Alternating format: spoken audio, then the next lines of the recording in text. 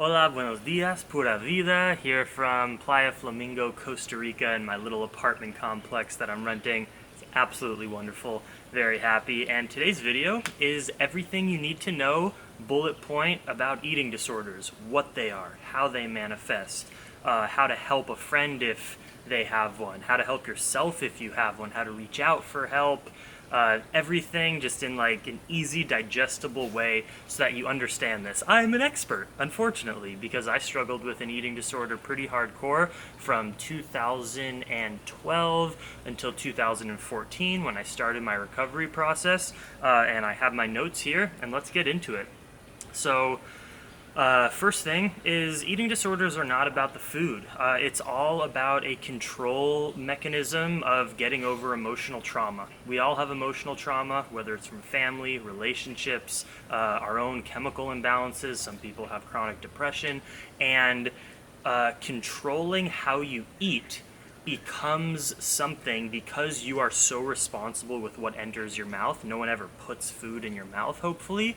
It becomes something that you can control so meticulously that it gives you power. And it's also a form of self-punishment, whether you are restricting or whether you are overeating.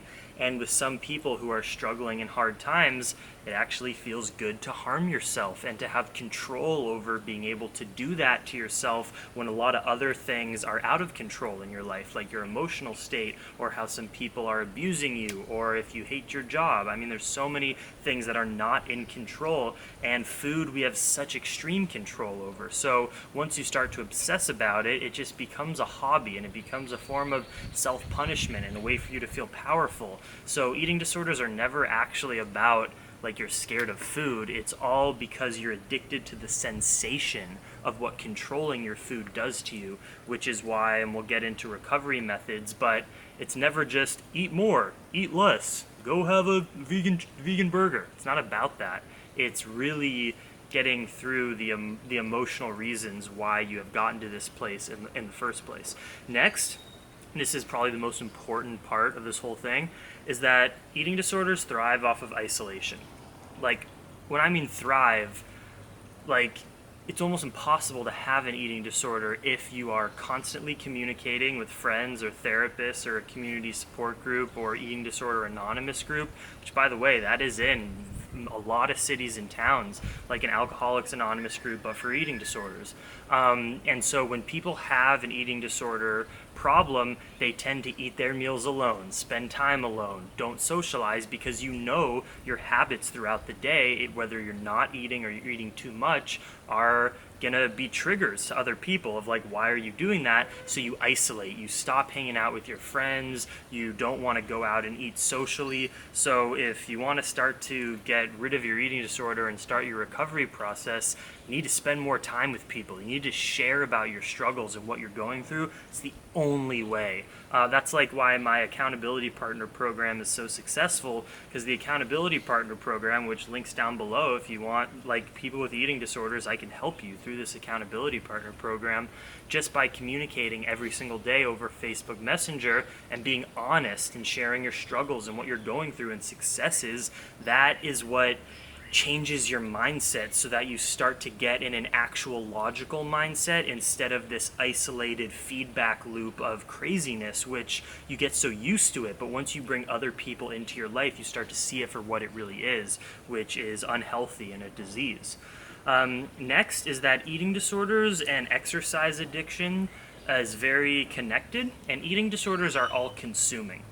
So when I was struggling with my eating disorder, which I would kind of define it as orthorexia, anorexia, and exercise addiction, it just becomes everything because you wake up hungry and then you fast for a few hours and exercise, which is already consuming your morning, and then you eat food and you portion control it, and then after you eat you're still hungry but you can't eat more, so then you're thinking about it afterwards, and then it's finally time to start cooking lunch, and you might cook for a really long time because you want to meticulously make it however perfect you want. At least this is my experience, and it's forever. It never stops. There's never like a few hours of the day where you're good. It is always happening. It's always there. And if you're binge eating, again, it's always there because you're always feeling tired and your joints are stiff and you can't bend over and you want to eat more and you're going to the bathroom 10 times a day.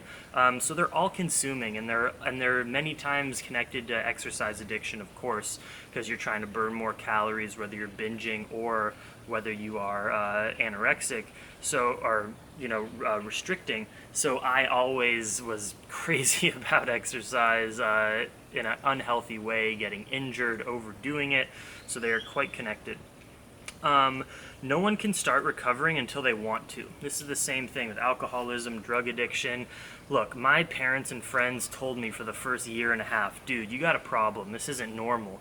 You're cooking 100% of your own food. You refuse to eat food from other people. You won't eat a drop of oil. You go to bed early. You're not getting into relationships. You're isolating. You're skinny. And ultimately, I just denied that stuff for like a year and a half, even though I knew deep down they were right. It wasn't until I wanted to recover that I started it. So all you can do as a friend or family member is give that person the information. I think it's important to tell people with eating disorders, hey, I think you have a problem, but you can't expect that you can change it. A friend, only the person with it can really change when they want to, unfortunately. Which takes years for some people because we get so ingrained in this lifestyle. Recovery is never ending and is active. Well, first let me get into some recovery, different forms of recovery. So there's just the personal. This was kind of my story. My parents made me go to therapy a few times. I went. I felt about it. But I guess it must have triggered something to hear that other perspective of an outsider, interpreting my behaviors mentally and in the physical world. And I just found it within myself during yoga teacher training of like, what am I doing? I'm a terrible representative for the vegan movement. I'm too skinny. Don't have many friends. I'm not enjoying life. What am I doing? It was just like literally a next day slap in the face of like, I'm gonna build muscle and learn to not be so obsessed with food. And that's what started my recovery process. I'd say I'm pretty lucky because I think most people need an intervention of some kind. So the way that most people recover are, first, they're just talking with family and friends. Next, maybe going to some eating disorder anonymous meetings. Next, going to professional therapy. If you need more than that, going to an eating disorder specialist therapist. And then lastly is going to a treatment center. If you have a really bad eating disorder and you do not have the confidence that you can help yourself and you know you need help, you got to go to a treatment. It's the same thing as rehab. There's literally eating disorder treatment centers where you're in a controlled environment and you get your freedom taken away and people get you healthy again. Now, that's not going to help you forever and cure your eating disorder forever. What treatment centers are designed for is to get really unhealthy people who are like on the verge of death back to health, whether that's gaining weight, losing weight, whatever, and then trying to teach the long-term recovery practices to keep people healthy. But of course, some people can go through treatment and then go back into the real world and start it all over again. But I have a lot of friends who have gone through treatment and it works really well. So, of course it costs money and stuff like that unless you live in a country with socialized medicine.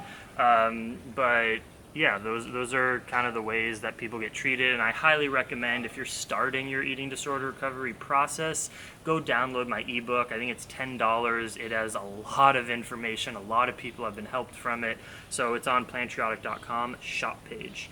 And so when I said that they are never ending and recovery is always active, it's the same thing with, again, alcohol addiction. You're never recovered. Still to this day, when emotional things happen in my life that I don't like, the first trigger that goes in my head is I need to either control my eating, eat less, or go out and binge. It's just because it's something I have an experience with, it's always going to be there. So that's why recovery is not passive. You don't just recover for 2 months and then you're good forever and you're just going to be normal with food. just doesn't work that way. It's always going to be in the back of your mind, which is why your recovery has to be active, not passive. Every single day, even if you've been like 4 months doing great, no binging, no anorexic behavior, no restricting, and you're eating healthy and you feel so good and you're allowing yourself some treats and everything feels amazing, you still every day have to, write down your gratitude that you're healthy today. Talk to a friend and not isolate, and talk about eating disorder recovery, because the moment we stop focusing on our recovery and then some shit happens in life, that's when the eating disorder comes back. So recovery never ends. It's something you always got to check in with and tune in with if you want to stay healthy long term. Most people with eating disorders know that they have it. They're just trapped in denial. This was my case. I knew that my parents and friends were right. I just literally couldn't imagine listening to their advice and changing. I was like, I'd fucking kill myself if I had to start eating more and stop running. Like, I couldn't entertain that idea.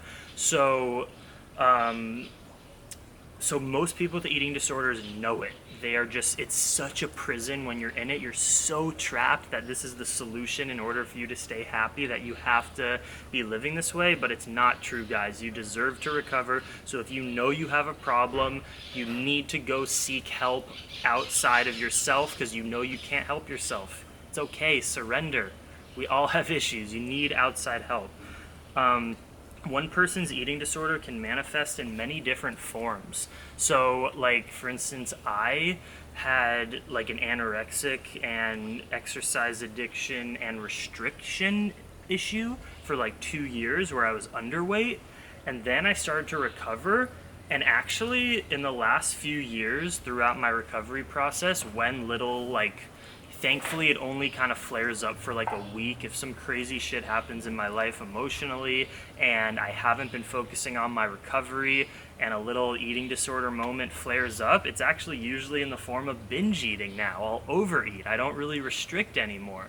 And so, like, even if one person was binging for years, maybe the next couple years you might be anorexic and restricting. So no one ever really falls into just one category. It's usually people experiment with all different forms of self-punishment in terms of eating disorders and how it manifests.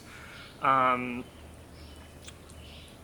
then the last thing I have is why eating disorders are so common. Why is this something within the human experience that people deal with? It seems strange to some people. And my theory is that this is the first time in human history that we've lived in food abundance, where at any moment, anyone watching this video, you can probably walk down the street or get in your car for 2 seconds and walk into a store with millions and millions of calories that are very palatable and just so many options. And we obviously have a built-in mechanism within our species that says we want to eat food and store it as fat so that we can stay safe and survive. But of course, that's like our primitive mindset interacting with our modern world, and it doesn't really work that way. We don't have to worry about putting on excess amounts of fat anymore because we have an unlimited supply of calories at every moment, multiple times throughout the day, so we don't have to worry about a hibernation or a frozen winter and things like that. So I think the reason it's a thing, especially now more than ever, is probably because of the media. You know, we see very sexy people on social media. That makes us depressed that our body doesn't look like that. We then decide to restrict. We then get into an eating disorder, and then that turns into binging, and then you go to a grocery store and then fast food, and we just live in such a strange media and food culture for the first time in human history. Think about that in the last few years in terms of what food is available and your access to media. And I think those are kind of the reasons why eating disorders are a big form of addiction and self-punishment in our modern world, because it's something that you do every day. You have to eat, and it's something that you can easily control. Let me know what you think about this video. It feels good to be talking about eating disorder recovery on my channel again. It's been a while. I'm currently in a very good place, I feel. I'm bodybuilding, I feel strong, I feel thick, and I feel so liberated that I am not in that place that I was in 2014 and 15, or sorry, 2012 and 13 and 14, because it's a dark place. It's probably the saddest I've ever been in my life, and you deserve to recover. So what you should do is buy my ebook, talk to your friends about recovery, go to a therapist, or go to a treatment center if you have this, because you deserve to recover. And I can't tell you how amazing life is once you've gotten out of the prison of eating disorder recovery, because guess what? I guarantee you there's many people watching this video who think, oh, he did it, he's lucky, but I just can't do it. I'm too in my eating disorder. Guys, I was there. I was in that exact place where no matter how many videos I watched, no matter the therapy I went to, or talking to my actual parents who were trying to help me, I couldn't imagine beating this disease, and I thought I'd be trapped in it forever. And look at me now, I am not. So you can do it too. You just have to listen to what I just said and go get help from people, because you can't only do it by yourself. So let me know what you think down below. Leave comments. Let me know if I missed anything. Reach out to me through the contact page of Plantriotic.com. DM me on my Instagram, or become my accountability partner. You can do that through the shop page of Plantriotic.com, where you can find my recovery book. You can also buy for $35 a month to become my accountability partner, where every single day we communicate over Facebook Messenger in order for you to stay on track with your goals. Much love, Dream Extreme.